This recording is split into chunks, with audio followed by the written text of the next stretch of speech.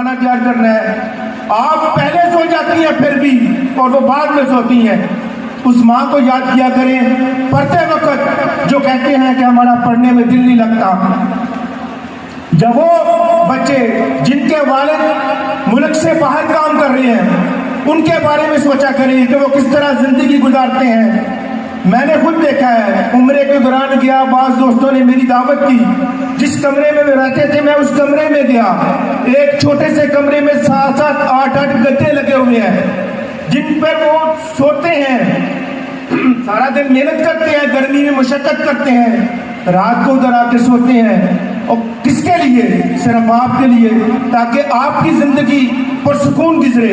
اور ان کی بھی صرف یہی خواہش ہوتی ہے آپ لوگوں کے لیے کہ آپ لوگ پڑھ لکھ کر اپنی کامیاب منزل تک پہنچ سکیں. یا وہ بچیاں جن کے والد دکانوں پہ کام کرتے ہیں، صبح 7 بجے سے لے کر شام کو 7 بجے تک دکانوں پہ کام کرتے ہیں، ہزاروں لوگوں کے ساتھ وہ سرکپائی کرتے ہیں.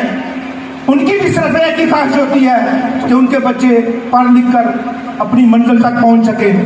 تو مجھے بتائیں، جب چشمے تصور میں یہ ساری چیزیں سوچیں اور پھر بھی آپ کا پڑھنے میں دل نہ لگے تو سمجھ لو کہ آپ لوگوں میں انسانیت نہیں ہے.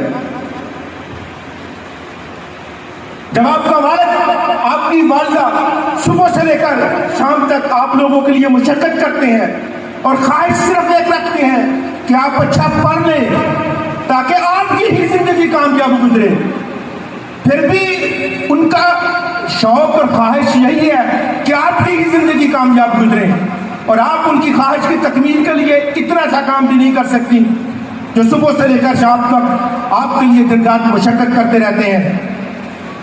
پھر یہ ایک چیز اگر آپ سوچیں کہ پڑھنے میں آپ کا دل نہیں لگتا، اگر آپ اس چیز کو سوچ کر بھی پڑھنے میں آپ کا دل نہیں لگتا تو پھر اپنا خود محاسبہ کریں، اپنا خود محاسبہ کریں اور والد اور اولاد کا تعلق سمجھیں اور جانیں کہ یہ ساری چیزیں سوچ کر بھی آپ کا پڑھنے میں دل کیوں نہیں لگتا.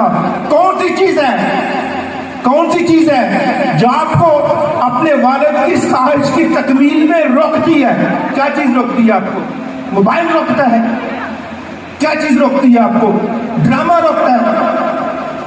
یہی چیزیں ہیں نا جن کے لیے آپ وقت ضائع کرتے ہیں تاکہ آپ لوگ چند لمحوں کے سکون کے لیے اپنی اور اپنے والدین کی زندگیوں میں پریشانیاں گھولتے ہیں، صرف موبائل کے لیے، ڈرامے کے لیے. اب ذرا آپ دونوں کو کمپیئر کریں اور ان دونوں کے کمپیریزن میں کانسیکوینسز کیا آئیں گے ان کو سوچیں کہ اگر آپ 2 گھنٹے موبائل پہ صرف کرتے ہیں، 2 گھنٹے ڈرامے پہ صرف کرتے ہیں، اس سے آپ کو کیا ملے گا؟ اور وہی 2 گھنٹے اگر آپ پڑھنے میں صرف کرتے ہیں، سکول کے کام پہ صرف کرتے ہیں، کالج کے کام پہ صرف کرتے ہیں، اس سے کیا نتیجہ نکلے گا؟ کمپیریزن کریں دونوں کو کہ موبائل آپ کو کیا رزلٹ دے رہا ہے، موبائل آپ کو کیا فائدہ دے گا، اور پڑھیں گے اگر آپ وہی وقت تو اس سے آپ کو کیا فائدہ ملے گا. اللہ پاک نے عقل اور شعور دے رکھا ہے، دونوں کے کانسیکوینسز کو دیکھیں کہ کون سا چیز آپ کو فائدہ دے رہا ہے، کون سا چیز آپ کو نقصان دے رہا ہے. پھر بھی آپ کو سمجھنا آئے کہ کون سی چیز آپ کے فائدے میں ہے اور کون سی چیز آپ کے نقصان میں ہے. پھر بھی اگر سمجھنا آئے تو اپنا محاسبہ کریں، کہیں پہ انسانیت کی کمی نظر آئے گی آپ کو جو آپ کو آگے بڑھنے نہیں دے رہی. پھر اگر آپ کہتے ہیں کہ پڑھنے میں دل نہیں لگتا تو یاد رکھیں کیسے دل لگے، جب تک آپ لوگ اپنا ویژن اور اپنا ٹارگٹ سیٹ نہیں کریں گے آپ کو موٹیویشن کیسے ملے گی؟ اگر آپ کا ٹارگٹ اور ویژن یہی ہے کہ آپ نے موبائل دیکھنا ہے، ڈرامہ دیکھنا ہے، تھوڑے سے وقت کے لیے انجوائمنٹ حاصل کرنی ہے، تھوڑے سے وقت کے لیے انجوائمنٹ ہوگی نا، لیکن اگر وہی وقت آپ ایجوکیشن پہ صرف کریں، پڑھنے لکھنے میں صرف کریں تو وہ آپ کی زندگی سنوار دے گا.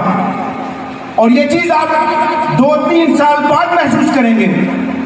بعد میں پچھتاوا ہوگا، اور اس وقت آپ کو پچھتاوا کرنے کا کوئی فائدہ نہیں ہوگا، کیونکہ وقت ہاتھ سے نکل چکا ہوتا ہے جو واپس نہیں آتا۔ اس لیے آپ کے پاس جو وقت موجود ہے اس کو بہترین طریقے سے یوٹیلائز کریں، اور خواب بڑے دیکھیں، خواب بڑے دیکھیں، ایسے خواب دیکھیں جو آپ کو سونے نہ دیں، ایسے خواب دیکھیں جو آپ کی توجہ موبائل کی طرف جانے نہ دیں، ایسے خواب دیکھیں جو آپ کی توجہ ڈرامے کی طرف جانے نہ دیں۔ خواب بڑے دیکھیں گے تو وہ آپ کے اندر موٹیویشن پیدا کرے گی، تب آپ کو نیند بھی نہیں آئے گی اور پڑھنے میں بھی آپ کا دل لگے گا۔